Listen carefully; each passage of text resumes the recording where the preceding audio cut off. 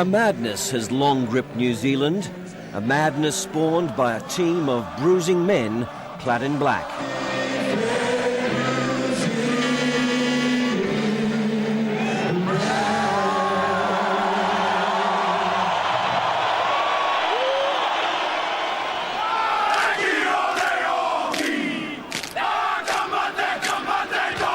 And make no mistake, this is much more than a crazed passion for sport. In the land of the long white cloud, rugby is a religion.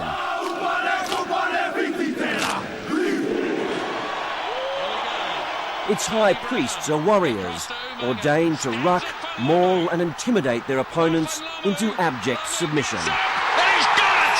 And he's 50th Test match! China opens the scoring! Every New Zealand kid was brought up on rugby, really more than anything. My dad said to me straight, he said, you know, rugby's the way. The pace! Jeff Wilson's after him! They call this place the House of Pain because of the punishment the All Blacks mete out to their opponents here. Testosterone, aggression and machismo fairly bounce around this stadium. It's nothing if not a male domain. But away from New Zealand's rugby pitches, men aren't nearly so dominant. The fact of the matter is, this is a country run by women. Gets it back! Wilson is in! Under the bar!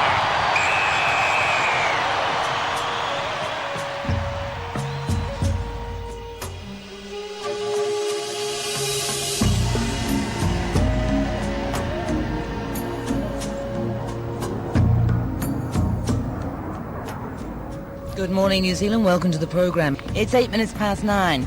Well, the government has apparently stalked... A short flight from Dunedin's House of Pain is another house and another game.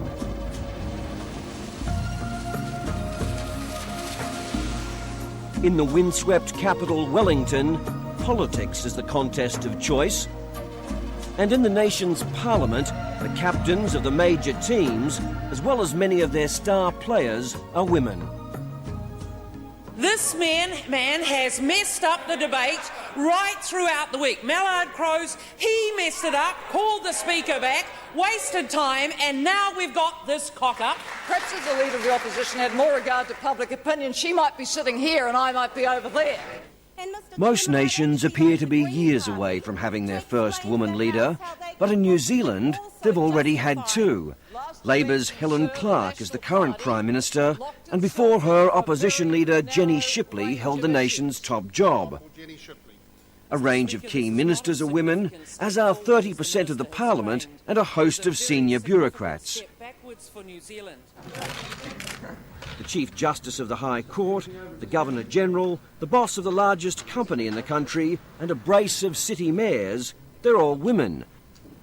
No other country in the world has as many women in powerful positions, and they relish it.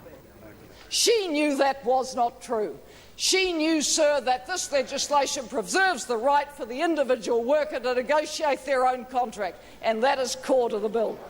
This opposition has taken this government to the wire. They are furious that they are still here on Saturday night. We mucked up their party plans. We mucked up their travel plans. We mucked up their family plans. Today, the country's first woman Attorney-General, Margaret Wilson, has had a big win, pushing through a major bill on labour market reform. No door is closed to women in this country. Women have got to be Prime Minister, they've been appointed as Governor-General, they've got to the top of the judicial system, they're running the biggest company, they've headed most of the professions now. You can do it, you can realise your dreams.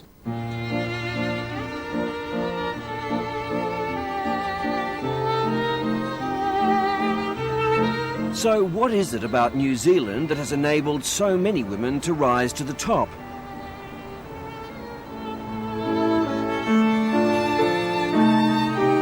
Better to ask than the head of state, another woman, Dame Sylvia Cartwright. Before that, I was Chief Judge of the District Courts. Right. Before that, I was a Family Court Judge, so I've had a very varied career judicially. All of the women that you have mentioned have got there totally on merit. The two women who've been Prime Ministers, they were voted in. It's not as if anyone said, oh, we'd better have a woman and put them in that position. Our Chief Justice is if not our best, at least one of our better legal brains in the country. There's no question about that. And so these are women who have achieved, out of sheer competence, they're head and shoulders above many of their male counterparts. Her mouth is rather hard to do because her teeth all go back in like, well, unfortunately, and it's a bit like a shark's. No wonder the women in the parliament get upset with you, Tom. Well, her nose is not that big, but you have to exaggerate something. In his home overlooking Wellington, cartoonist Tom Scott is typically irreverent about politicians, but thinks there is something in the national psyche that has led to so many women taking to the public stage. We're early adopters of certain trends. We're the first people in the world to give women a vote. I said it was a mistake at the time, but no one listened. When New Zealand decided to become anti-nuclear, we became passionately anti-nuclear. When we decide that women shall, start having a say in everything, bang, they're running the show. I can't think of any single high job now that women aren't running. What impact has it had on politics in this country? It's been devastating. It's had a dreadful effect on New Zealand politics. For a start, they're all hard-working, they're all sober, they're all intelligent, and it's been wrecked. It's a far more sensible, hard-working environment, and I'm really distressed.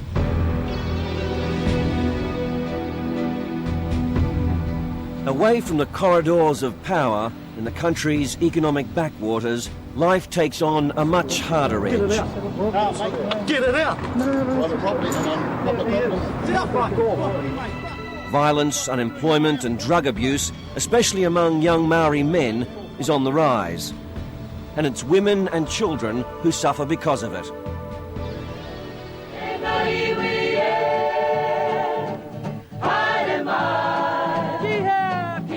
Mary Pekka Raukawa Tate runs New Zealand's largest women's refuge and is now running for Mayor of Wellington.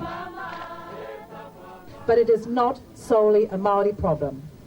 All women and children in this country must be able to live in violence-free homes and in violence-free communities. A tireless campaigner, this evening she's taking her message to the streets. And until we put our women and children first, we put at risk the future of our race.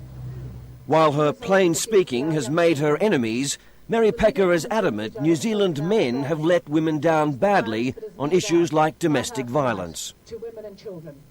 Women who are in leadership positions in this country do tend to speak out on the social issues. I'd like to see the men in New Zealand speaking out in a far more forthright way. So I'm saying I'm looking to the men now for some leadership here. New Zealand women aren't doing nearly as well either when it comes to wages parity. And this is an issue which affects even those at the very top. Now, are these relations, friends? All the daughters. All the daughters? You've got 4 daughters. Take the legal profession, where Dame Sylvia made her mark. Women still earn 25% less than their male counterparts and still struggle with the conflicting demands of career and parenting. Is there such a thing as a superwoman? Can you have it all? It was suggested to me recently that you can have a husband and a career and children, but you can only succeed at 2 of those. And that has a certain ring of truth to it. I don't have children. But no, that's not a sacrifice. That was a choice. I never decided to have children. That's the critical thing. I didn't decide not to. I just decided, never came to that point of decision. I've actually had a great life doing the things I'm doing, and children wouldn't have fitted into that.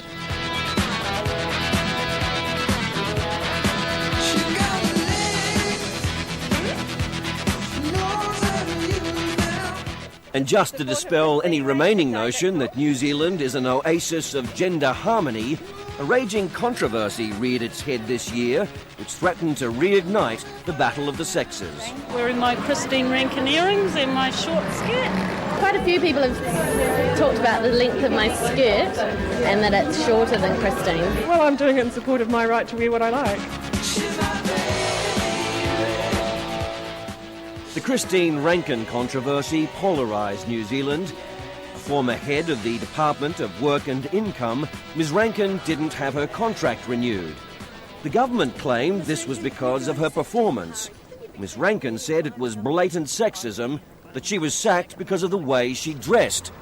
The media had a field day.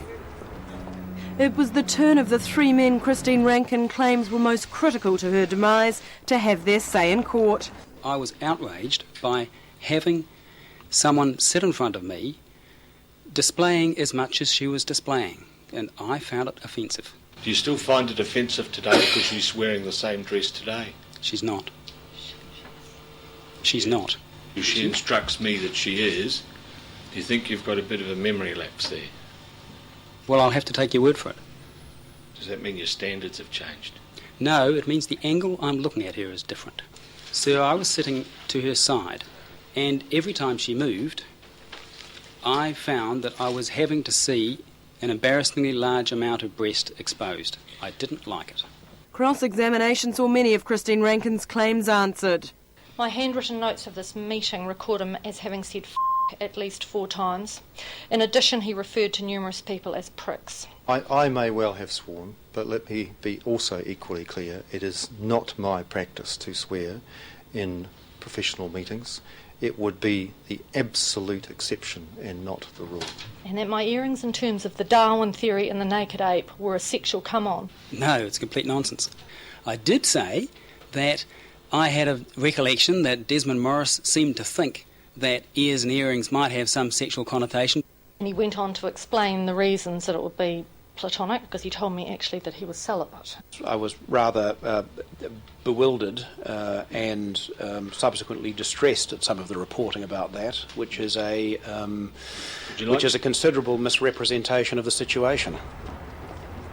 Mrs. Rankin set out to make it a gender issue. It was never that. How could it be in New Zealand with the way New Zealand is run? It was an issue about performance and competence, which she endeavoured to turn into one about clothes and style. The judge swept all that aside and judged it on the performance issue. It has dented the confidence of senior women in the public sector and in the private sector. It's also been very interesting with younger women. They're quite perplexed about how some of these males who've had to give evidence in this case could harbour such opinions. In the end, the judge ruled that the government was within its rights not to renew Ms. Rankin's contract. But what about the government's own performance? Has having so many women in powerful positions made a difference on the political and economic fronts? The good news is they're making almost as many mistakes as we used to, but they don't go on the terps as much. So they're not as much fun to cover in politics. Men don't feel beleaguered at all that they've been shunted to one side? Some of them the might ego. do. What's happened to the male ego? Well, we're losing all the tests. I think someone can draw a parallel. We haven't won many rugby tests since women took over. Men's rugby tests, that is. Stay wide, what are you doing? Given their impressive achievements in public life, it comes as no surprise to discover that even in the country's last bastion of male supremacy, women are also making inroads. Women's rugby in New Zealand is going from strength to strength. And unlike the faltering All Blacks, the Black Ferns are reigning world champions. Rugby's got to be one of the most sort of male-dominated sports. What's the attraction for women of playing rugby? I don't know, I think it's the physical nature of the game, you know. A few of the women in our team like to get out there and give it a good bash. Down, down, down. Crouch and hold. Engage.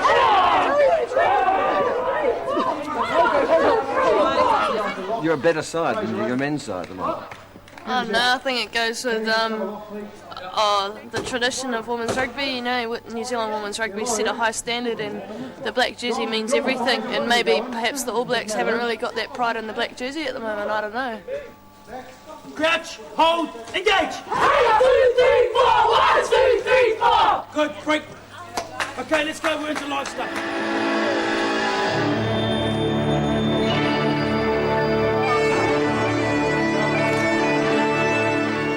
Helen Clark may need a male's helping hand with her baton work, but when it comes to running the country, she's still the maestro.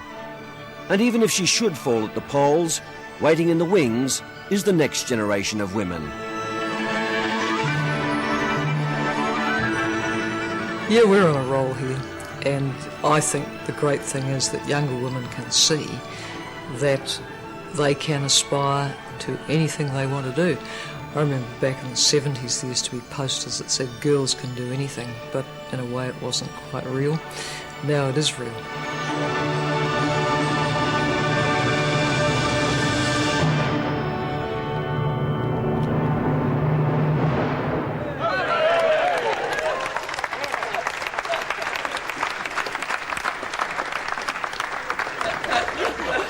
Okay, thanks everyone. Good luck. Thank you.